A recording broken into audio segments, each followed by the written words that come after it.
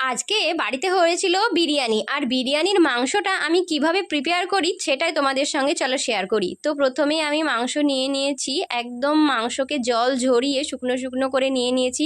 আর তাতে দিয়ে দিলাম আদা রসুনের পেস্ট, আর পেঁয়াজ বাটা দিলাম বেশ অনেকটা করে, আর অনেকটা করেও দিয়ে দিলাম টক দই। আর তারপরে যেটা দিলাম সেটা হচ্ছে সবথেকে গুরুত্বপূর্ণ বিরিয়ানির মশলা, সানরাইজের যে মশলা গুঁড়ো পাওয়া যায় সেটাই আমি দিয়ে দিলাম। আর তারপরে দিয়ে দিলাম একটুখানি সর্ষের তেল, আর দিয়ে দিলাম জয়ত্রী, জয়ত্রীটা গুঁড়ো হলে ভালো হতো।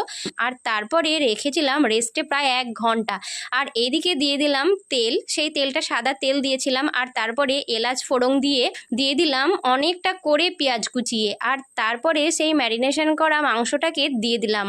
আর তারপরে বেশ অনেকক্ষণ নাড়াচাড়া করার পরে আমি দিয়ে দিলাম লবণ, আর দিয়ে দিলাম সেই বিরিয়ানির মশলাটা, আর দিয়েছিলাম শুকনো লঙ্কা গুঁড়ো। হলুদ গুঁড়ো তো আমি একদমই ব্যবহার করিনি। আর তারপরে দেখো কড়াইতে লেগে যখন যাবে তখন বুঝবে হয়ে গেছে। তো বিরিয়ানির জন্য চিকেনের প্রিপারেশনটা তোমাদের কেমন লাগলো জানিও। আজকের মতো টাটা।